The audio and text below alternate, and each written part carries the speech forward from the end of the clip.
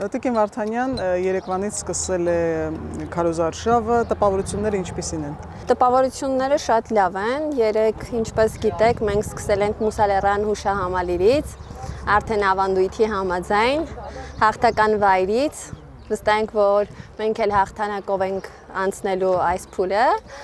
Շատ լավ են մեզ դիմավորել բնակիչները, գոհ են մեր կատարած աշխատանքներից։ Իսկ ինչ խնդիրներ, ինչ հարցեր ունեն, որ հղեցին ձեզ։ Օրինակ, երեք Մուսալեռում երեխաները պարոն Գյուլնազարյանից ֆուտբոլի դաշտ խնդրեցին։ Պարոն Գյուլնազարյանը խոստացել է, որ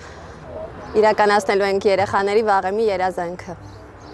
Իսկ առհասարակ մինչ այդ էլ բնակիչների հետ հանդիպել եք, իրենք ոնց են տրամադրված։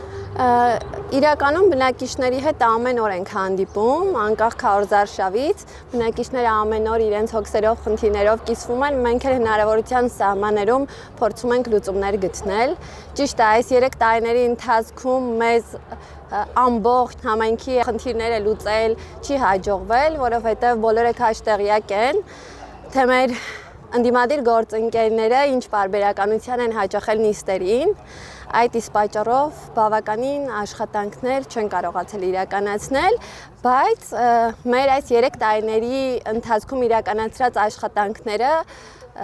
բավականին շատ են ու տեսանելի բնակիչների կողմից եւ բնակիչները